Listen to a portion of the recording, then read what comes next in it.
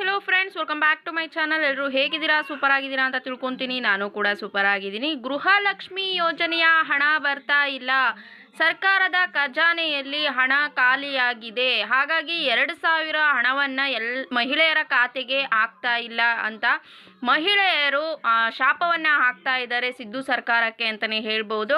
So ಇದ್ರ ಬಗ್ಗೆ ಸಂಕ್ಷಿಪ್ತವಾಗಿ ತಿಳಿಸ್ಕೊಡ್ತೀನಿ. ವಿಡಿಯೋನ ಎಲ್ಲೂ ಕೂಡ ಸ್ಕಿಪ್ ಮಾಡೋದಕ್ಕೆ ಹೋಗಬೇಡಿ. ನಿಮ್ಗೇನಾದರೂ ಗೃಹಲಕ್ಷ್ಮಿ ಯೋಜನೆಯ ಹಣ ಬಂದಿಲ್ಲ ಅಂತ ಅಂದರೆ ಮಿಸ್ ಮಾಡದೆ ಕೊನೆವರೆಗೂ ಕೂಡ ಈ ಒಂದು ವಿಡಿಯೋನ ನೋಡಿ ಅಂತ ಹೇಳೋದಕ್ಕೆ ಇಷ್ಟಪಡ್ತೀನಿ.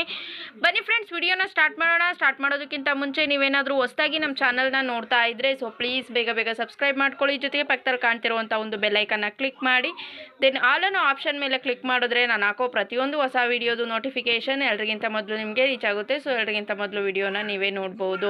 ಒಂದು ವೇಳೆ ಫೇಸ್ಬುಕ್ ಪೇಜಲ್ಲಿ ವಿಸಿಟ್ ಮಾಡ್ತಿದ್ರೆ ಅಲ್ಲೂ ಕೂಡ ಫಾಲೋ ಮಾಡಿ, ಲೈಕ್ ಮಾಡಿ, ಕಮೆಂಟ್ ಮಾಡಿ, ಶೇರ್ ಮಾಡಿ, ಜೊತೆಗೆ ಸಪೋರ್ಟ್ ಮಾಡಿ ಅಂತ ಹೇಳೋದಕ್ಕೆ ಇಷ್ಟಪಡ್ತೀನಿ.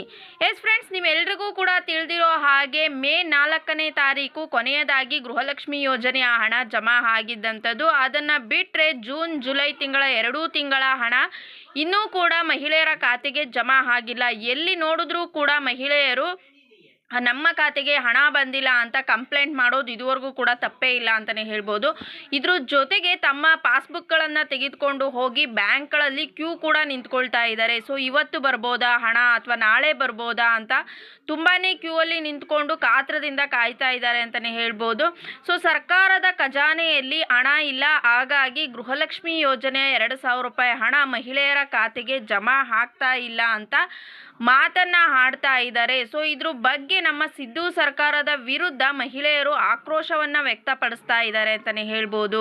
ಸೊ ನೀವೆಲ್ರಿಗೂ ಕೂಡ ತಿಳಿದಿರೋ ಹಾಗೆ ಲೋಕಸಭಾ ಚುನಾವಣೆ ನಡೆಯೋದಕ್ಕಿಂತ ಮುಂಚೆ ಏನಾಗಿತ್ತು ಅಂತ ಅಂದ್ರೆ ಸರ್ಕಾರದ ಕಡೆಯಿಂದ ಎಲ್ಲಾ ಒಂದು ಯೋಜನೆಗಳ ಹಣ ಆರಾಮಾಗಿ ತಲುಪ್ತಾ ಇತ್ತು ಎಲ್ಲ ಒಂದು ಫಲಾನುಭವಿಗಳಿಗೆ ಅಂತಾನೆ ಹೇಳ್ಬೋದು. ಆದ್ರೆ ಇಲ್ಲಿ ಲೋಕಸಭಾ ಚುನಾವಣೆ ಆಯ್ತು, ಚುನಾವಣೆ ರಿಸಲ್ಟ್ ಕೂಡ ಬಂತು. ಆದ್ರೆ ಲೋಕಸಭಾ ಚುನಾವಣೆಯಲ್ಲಿ ಕಾಂಗ್ರೆಸ್ ಸರ್ಕಾರ ಗೆಲ್ಲದ ಕಾರಣಕ್ಕಾಗಿ ಇವಾಗ ಮಹಿಳೆಯರಿಗೆ ಈ ಒಂದು ಕಾಂಗ್ರೆಸ್ ಸರ್ಕಾರದ ಯೋಜನೆಗಳು ಸರಿಯಾಗಿ ತಲುಪ್ತಾ ಇಲ್ಲ ಅಂತ ಅಂದ್ರೆ ಗೃಹಲಕ್ಷ್ಮಿ ಯೋಜನೆ 2,000 ರೂಪಾಯಿ ಹಣ ಆಗಿರ್ಬೋದು, ಅನ್ನಭಾಗ್ಯ ಯೋಜನೆಯ ಹಣ ಆಗಿರ್ಬೋದು, ಯಾವುದೂ ಕೂಡ ಸರಿಯಾಗಿ ಮಹಿಳೆಯರ ಖಾತೆಗೆ ಜಮಾ ಆಗ್ತಾ ಇಲ್ಲ ಹಣ ಅಂತಾನೆ ಹೇಳ್ಬೋದು. ಸೊ ಹಾಗಾಗಿ ಮಹಿಳೆಯರು ತುಂಬಾನೇ ಆಕ್ರೋಶವನ್ನು ವ್ಯಕ್ತಪಡಿಸ್ತಾ ಇದ್ದಾರೆ ಅಂತ ಅಂದ್ರೆ ಇವಾಗ ಗೃಹಲಕ್ಷ್ಮಿ ಯೋಜನೆಯ ಹಣ ಮಹಿಳೆಯರ ಖಾತೆಗೆ ಜಮಾ ಆಗೋದಕ್ಕೆ ಸ್ಟಾರ್ಟ್ ಆದಾಗ್ಲಿಂದ ಅವರ ಗಂಡಂದಿರು ಏನ್ ಮಾಡ್ತಾ ಇದ್ದಾರೆ, ಹಣವನ್ನ ಕೊಡ್ತಾ ಇಲ್ಲ. ಹೇಗಿದ್ರು ಕೂಡ ನಿಮಗೆ ಗೃಹಲಕ್ಷ್ಮಿ ಯೋಜನೆಯ ಹಣ ಬರುತ್ತೆ ಅಲ್ವಾ, ಸೊ ಅದನ್ನೇ ಬಳಸ್ಕೊಳ್ಳಿ ಅಂತ ಏನು ಮಾಡ್ತಿದ್ದಾರೆ, ಮಕ್ಕಳಾಗಿರ್ಬೋದು ಅಥವಾ ಗಂಡಂದಿರಾಗಿರ್ಬೋದು ಹಣವನ್ನು ಕೊಡ್ತಾ ಇಲ್ಲ. ಶಕ್ತಿ ಯೋಜನೆಯ ಮುಖಾಂತರ ಏನೋ ಫ್ರೀ ಬಸ್ಸಲ್ಲಿ ಓಡಾಡ್ಬೋದು, ಅದು ಓಕೆ. ಬಟ್ ಇಲ್ಲಿ ಖರ್ಚಿಗೆ ಅಂತ ಮನೆ ಖರ್ಚಿಗಾಗಿರ್ಬೋದು, ಹೊರಗಡೆ ಖರ್ಚಾಗಿರ್ಬೋದು, ಯಾವುದೇ ಒಂದು ಖರ್ಚಿಗಾದರೂ ಕೂಡ ಗಂಡಂದರು ಹಣವನ್ನು ಕೊಡ್ತಿಲ್ಲ. ಸೊ ಮೆಡಿಸಿನ್ ಖರ್ಚಿಗಾಗಿರ್ಬೋದು, ಯಾವುದೇ ಒಂದು ಹೊರಗಡೆ ಇರುವಂತಹ ಖರ್ಚುಗಳಿಗೆ ಹಣ ಸಿಗ್ತಾ ಇಲ್ಲ. ಇಲ್ಲಿ ಸಿದ್ದು ಸರ್ಕಾರ ತುಂಬಾ ನಮಗೆ ಮೋಸ ಮಾಡ್ತಾ ಇದೆ.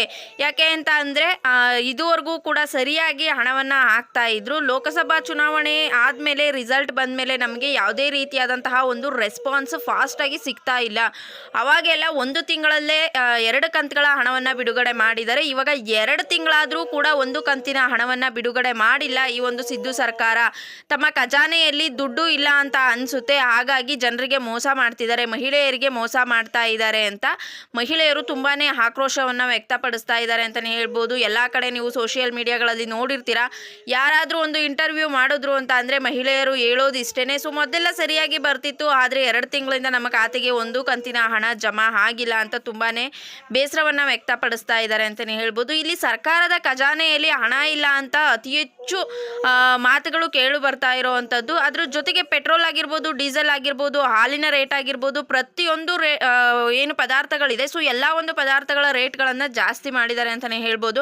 ಯಾವುದಾದ್ರೂ ಒಂದು ಗ್ರಾಮ ಪಂಚಾಯಿತಿಯಲ್ಲಿ ಹೋಗ್ಬಿಟ್ಟು ಒಂದು ಕೆಲಸವನ್ನು ಮಾಡಿಸ್ಬೇಕು ಅಂತ ಅಂದರೂ ಕೂಡ ಅಲ್ಲಿ ಪತ್ರಗಳಾಗಿರ್ಬೋದು, ಯಾವುದೇ ಒಂದು ವಸ್ತು ಆಗಿರ್ಬೋದು, ಎಲ್ಲ ಒಂದು ರೇಟನ್ನು ಜಾಸ್ತಿ ಮಾಡಿದ್ದಾರೆ. ಸೊ ಇಲ್ಲಿ ಮಹಿಳೆಯರಿಗೆ ಹಣವನ್ನು ಕೂಡ ಕೊಡ್ತಾ ಇಲ್ಲ, ಎಲ್ಲ ವಸ್ತುಗಳ ರೇಟನ್ನು ಕೂಡ ಜಾಸ್ತಿ ಮಾಡಿದ್ದಾರೆ.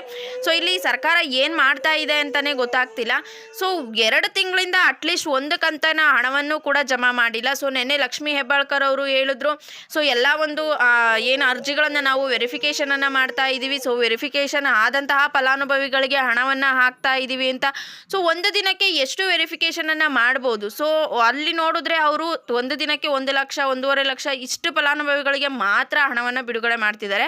ಅವರು ಬಿಡುಗಡೆ ಮಾಡಿದ್ರೂ ಕೂಡ 1 ಲಕ್ಷದಿಂದ ಹಿಡಿದು 1.5 ಲಕ್ಷದ ಫಲಾನುಭವಿಗಳಿಗೆ ಎಲ್ರಿಗೂ ಕೂಡ ಹಣ ಬರ್ತಿಲ್ಲ. ಏಕೆ ಅಂತ ಅಂದರೆ ವಿಡಿಯೋಗಳನ್ನು ನೋಡೋದ್ರಲ್ಲಿ 100 ಜನ ನೋಡಿದ್ರು ಅಂದರೆ 100 ಜನಕ್ಕೆ ಒಬ್ಬರೂ ಕೂಡ ಮೆಸೇಜ್ ಮಾಡ್ತಿಲ್ಲ ನಮಗೆ ಹಣ ಬಂದಿದೆ ಅಂತ. ಸೊ ಹಾಗಾಗಿ ಹಣ ಬಿಡುಗಡೆ ಆಗ್ತಿದೆಯಾ ಅಥವಾ ಇಲ್ವಾ ಅನ್ನೋದೇ ಡೌಟ್ ಆಗಿದೆ. ಸೊ ಮಹಿಳೆಯರು ಇದರ ವಿರುದ್ಧವಾಗಿ ಬೇಸರವನ್ನು ವ್ಯಕ್ತಪಡಿಸ್ತಾ ಇದ್ದಾರೆ ಅಂತಲೇ ಹೇಳ್ಬೋದು. ಸೊ 25ರ ನಂತರ ಹಣವನ್ನು ಜಮಾ ಮಾಡ್ತೀವಿ, ಎಲ್ರಿಗೂ ಕೂಡ ವೆರಿಫಿಕೇಷನ್ ಕ್ಲೋಸ್ ಆಗುತ್ತೆ ಅಂತ ಹೇಳಿದ್ದಾರೆ. ಸೊ ನೋಡಬೇಕು, ಕಾದು ನೋಡಬೇಕಾಗಿದೆ ಏನಾಗುತ್ತೆ ಅಂತ. ಇಲ್ಲಿ ನಿಮ್ಮ ಅನಿಸಿಕೆಗಳು ತುಂಬಾ ಮುಖ್ಯ ಆಗುತ್ತೆ. ನಿಮಗೆ ಏನನ್ಸುತ್ತೆ ಆ ಒಂದನ್ನು ಕಮೆಂಟ್ ಸೆಕ್ಷನಲ್ಲಿ ಕಮೆಂಟ್ ಮಾಡಿ. Thank you friends.